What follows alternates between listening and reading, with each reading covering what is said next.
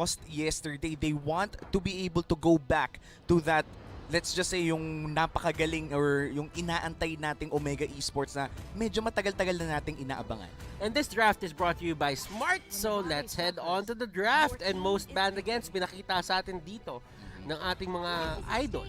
And Eve, Diggy, Johed, and the other two, while we look at for the side of Execration dito, Eve, Uranus, and Johed, ang kanilang ibabaan, while for the side of Omega, it's going to be the Benedetta, Ling, and the Lunox. Damage output ang tinitignan ng Omega. And looking at Omega's bans, napaka-standard ng bans na binibigay nila dito.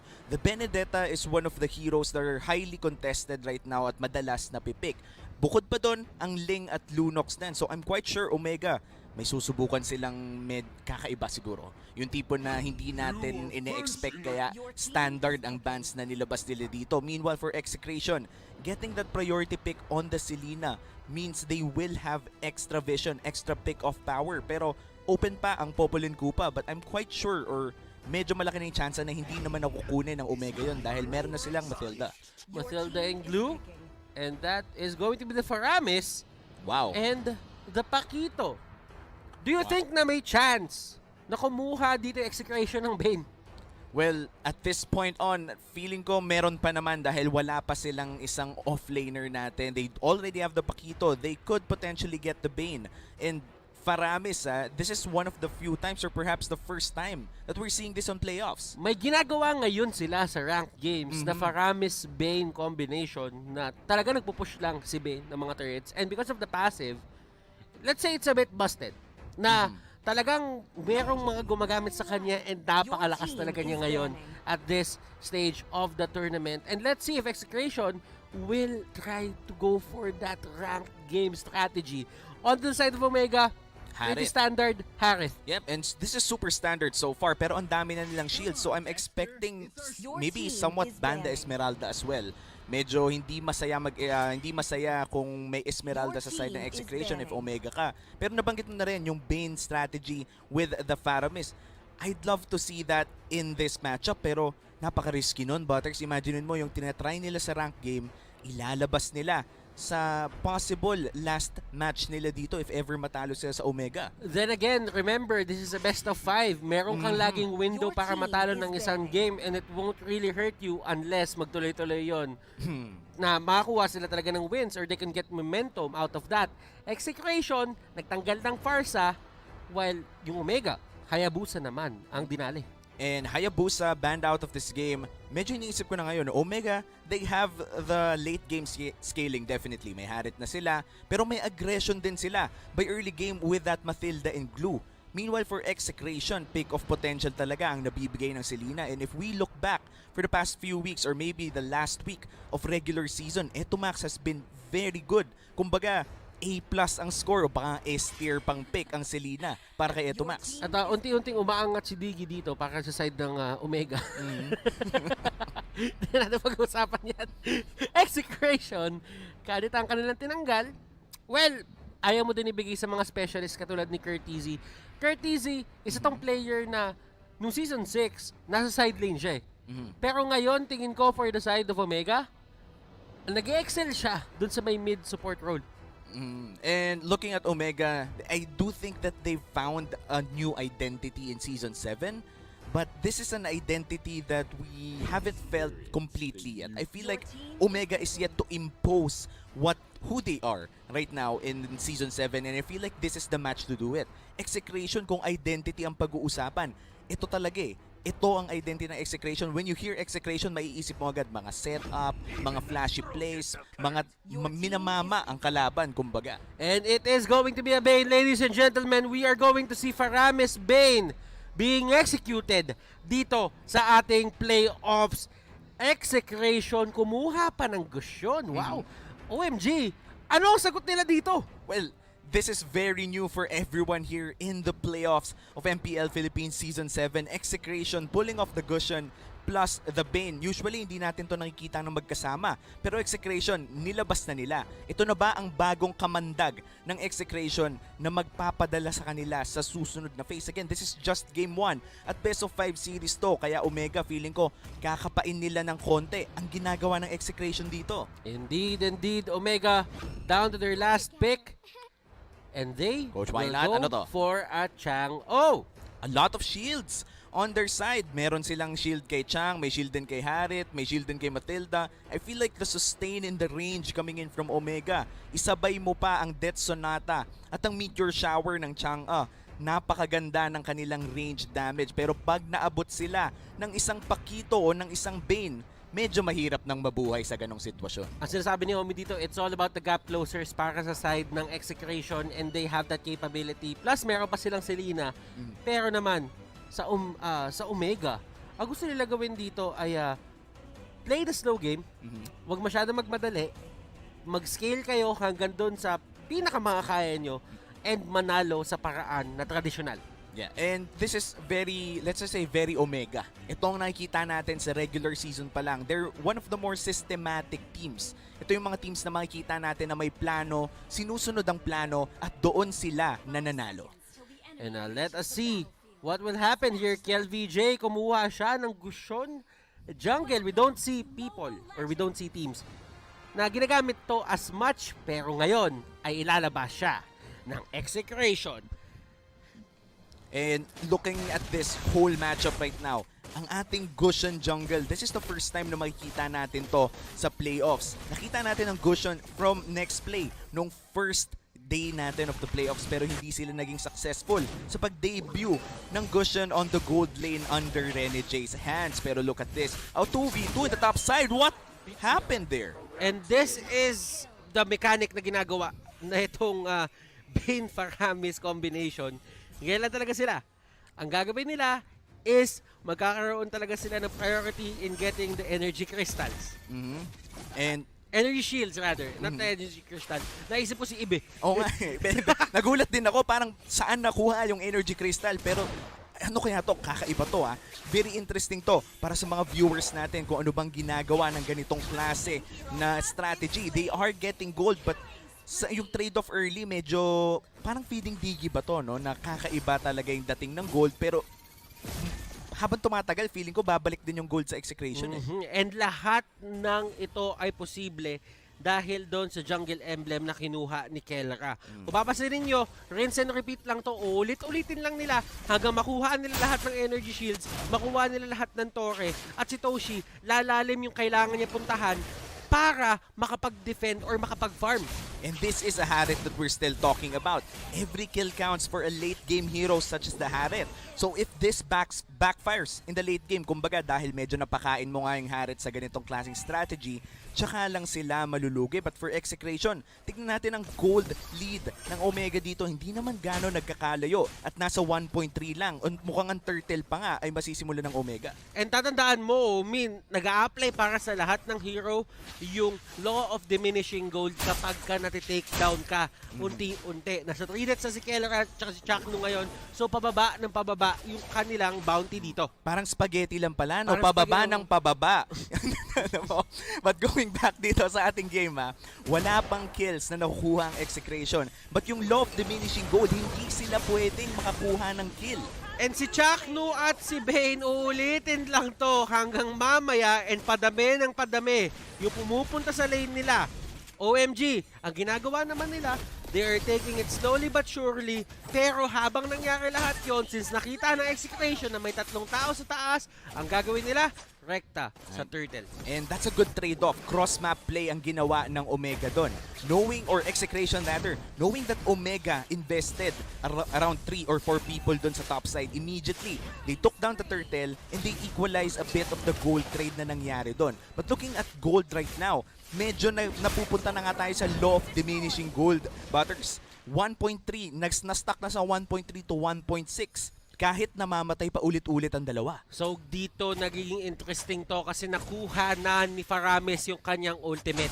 Pwede nilang ulit-ulitin to as long as merong ultimate si CH4KNU at pwede nila kunin lahat ng torre hanggang sa makarekta sila doon sa may pinaka-base turret Nako, pag nangyari na yon, mape-pressure ang Omega sa pagpunta ng paulit-ulit doon sa lane na pinupush lang ng walang kamatayan. Pero ito, dito si Renjo dinadala-dala. At KLVJ, nahuli si Haji. Kenji, ang next target niya. Renjo, buhay pa rin. Hindi tatamaan ng second skill. Nag-flicker in si Kenji. At mukhang siya ang tutumba dito. Renjo, Midapakito, survives. Wow, wow. 2 kills. Finally napunta sa side ng Execration. Pero tignan mo to, wala talagang tigil sa pag-push ang Execration dito sa ating gold lane. So ang ginagawa na lang ng side ng ng Omega is kina-cut off na lang nila yung minion wave para hindi tumaas yung damage output ng Bane at Faramis doon sa may mismong tore. And sa nakikita natin ngayon, talagang palalim na ng palalim ang pinupush ng Execration dito. Kadalasan nakikita natin ang mga creative na strategy nang gagaling sa Omega, pero Execration, dumating sila dito ng napaka-prepared at malefic roar na nga dito si Kelra. Ibig sabihin yan, mas masakit pa sa tore. At bakit nga ba si Lina yung isang kinuha nila? Kasi pwede kang mag-teleport doon sa Abyssal Trap. Ang gagawin nila, mag-set up sila na malapit sa tore at kapag na-set up na nila, doon sila gagamit ng arrival. At gamit ng arrival na yon, paulit-ulit lang nilang ipupush ang gold lane. Ngayon, nandun na sila sa inhibitor turret. 5 minutes. This is by far the earliest. Kumbaga, yung pinakamaagang inhibitor turret if ever nakaabot agad sila doon. So okay, nakawento na natin lahat. Tama na yung tono na para tayo nagkikwento sa mga baby. Ngayon, Omi, lalaban na tayo ulit. Balagbaga na tayo, balagbaga na.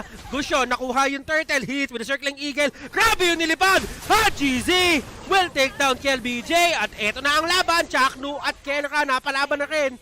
At ito, yung downside nito.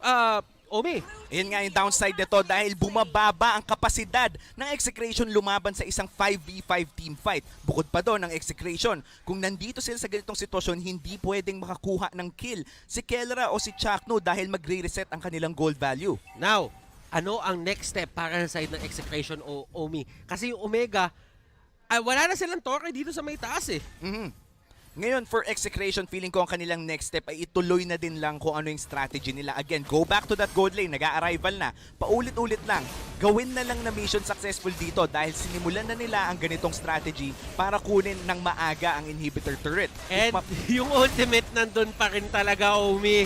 Walang Hindi katapusan. nila mapigilan, walang katapusan. Dumadami lang yung procs ng pag-revive dahil sa damage output na ginagawa ni Omega at unti-unting nababasag yung base ng side ng Omega. And this is very reminiscent of strategies that heavily go for, let's just say, pushing. Pero KLVJ dito, ang dami niyang sinalo in Omega Esports. I feel like ang sagot nila dito sa ganitong strategy o cheese strategy na ginagawa ng Execration ay just take fights when they see them. Haji Z, nakuha nila yung unang torre nila. Para dito sa game, this is a great move para sa side ng Omega. Para kahit paano ay makakuha naman sila ng onting breathing room. Pero sabi na Execration, walang breathing room. Anong breathing room?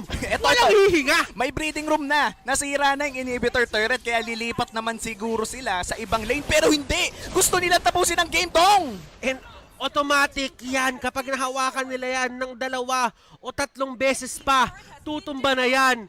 And ito ata yung pinakamakesong lineup na nakita natin sa buong stay ng MPL dito sa Pilipinas. Mas makeso pa sa lahat ng mga strategy na nakita natin throughout the regular season.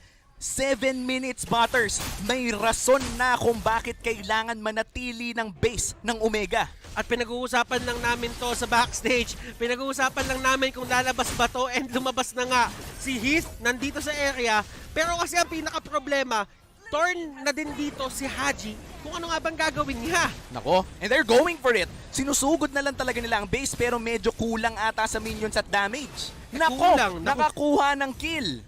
Okay lang yan kasi ang pinaka-primary na gagawin lang naman talaga nila, basagin lang yung base turret, tapusin lang yung laro. Kalahati na yung buhay ng side ng Torre dito, ng Omega. Pero habang nangyayari yung lahat, si Renjo, staying strong, dito sa may bot, trabaho lang, And kung papansinin mo, napakalakas ng mid lane potential at side lane potential nung bottom lane potential netong ginawang draft ng Execration para hindi sila magkaroon ng problema.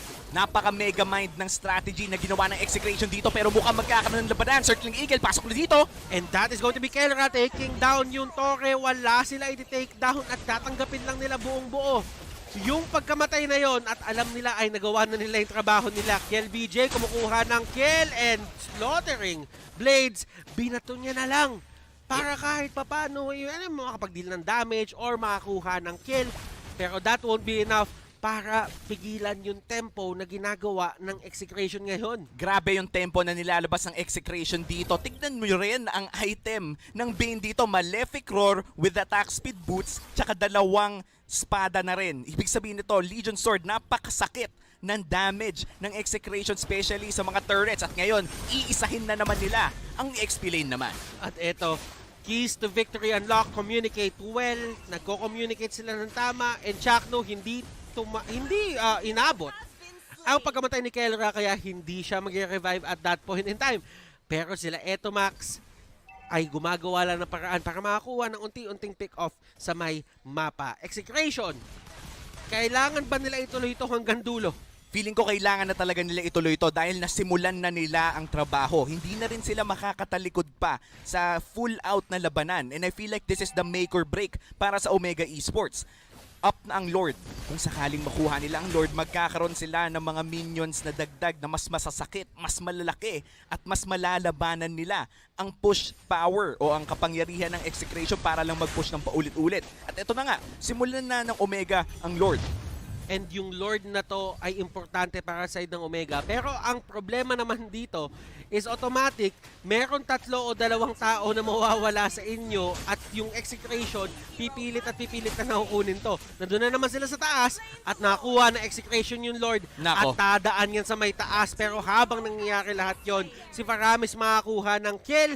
But yung trio ng Omega, si Heath, Toshi at si Haji, tuloy-tuloy lang sa pag-pressure ng ibang lane. Nako, medyo mahirap to para sa Omega Esports. Meron ng Lord na nagmamarch dito sa gold lane at dederecho yon sa kanilang base. May arrival din na available para sa Execration, so anytime na makapush ang level 1 Lord na to, ay pwede silang dumiretso at hindi na nga nila inantay pa dahil dumiretso na sa base dito si CH4KNU at si Kelra. CH4KNU at Kelra, susubukan nila tapusin to. Yung ultimate ni CH4KNU, binato! Kelra, kakayanin ba nila? May enough damage ba? Another revive doon sa may ultimate. At pang-apat na nila to. Kelra, kakayanin ba? Hindi kakayanin. Hindi tama yung damage output para i-end na to ngayon. Hindi pa swak pero hindi ibig sabihin nun konting kalabit na lang matatapos na tong laro na to. Hindi na pwedeng hayaan ng Omega na makapasok pa ang Execration sa base ng Omega dahil the moment na makapag-arrival muli, the moment na may kasamang minions, 2 kalabit na lang at tapos na ang Game 1. At eto na naman silang dalawa, ang dynamic duo, CH4KNU at Kelra. Oh my goodness, sila lang yung talagang nagbibigay ng buhay nila dito para ipapanalo ang side ng Execration. And Execration, napapanindigan nila tong strategy na to na ginagawa nila na well. And look at this, yung mga items nila, may Blade of Despair, may Malefic Roar, meron siyang may blades dito para for the extra, alam mo yon, for the extra damage output. Tapos, ang ginawa naman dito ni Faramis, ni CH4KNU, kumuha siya ng Enchanted Talisman para kahit paano bumilis-bilis yung cooldown ng spells niya. Eto Max. Oh no, Renzo, medyo delikado siya dito. Hindi niya kaya ang 2v1 pero susugod na siya sa base first. Ito na ata yun. At eto ang pagtakbo. Tignan natin kung kakayanin. Na-stun nila at lahat. Kelra still alive. At isa na lang. Kakayanin Isang ko! kapit! CH4KNU! Hindi pa rin kaya. Oh my God! Ah! Grabe! Anong nangyayari sa MPL? Hindi ko alam kung ano nangyayari sa MPL pero nagsisigawan na lahat ng mga tao dito. 5 segundo para dito kay Kelra. May oras para tapusin ng Omega to pero kung hindi nila matapos, 1 kalapit na lang talaga. At They're nag-arrival! delaying it. Nag-arrival! Nag-delay! Pero kakayanin na. Nagmamarch na yung Omega dito and here is the fight for their lives. And game number 1. Kanina mapupunta! Wala pa! Hindi pa rin talaga kaya! At CH4KNU, meron siyang ultimate na ibabato at yun yung yung magiging hudyat at senyales sa Omega na mag-back na lang. Ito na ata ang pinaka-exciting na laro ngayon sa match na to at hindi pa nga tayo nakakaabot sa Game 2, 3, 4 at a possible Game 5 Execration, bringing out a strategy na hindi pa nakikita dito sa playoffs. Kinakatakutan na siguro to ng Omega dahil palapit na ng palapit ang arrival timers. KLBJ pumasok sa may pinakalikod para huliin si Hajizi. Pana hindi tatama, Toshi and the others. CH4KNU, CH4KNU. Nakakaiba si CH4KNU dito pero masyado ata maaga kasi wala namang minion yung side ng Omega. And look at this. Napabak na naman nila pero si Kelra! Nandun sa may taas! Nandun sa may taas! Si Kelra! Oh my club! Tinapos ng Execration Game 1!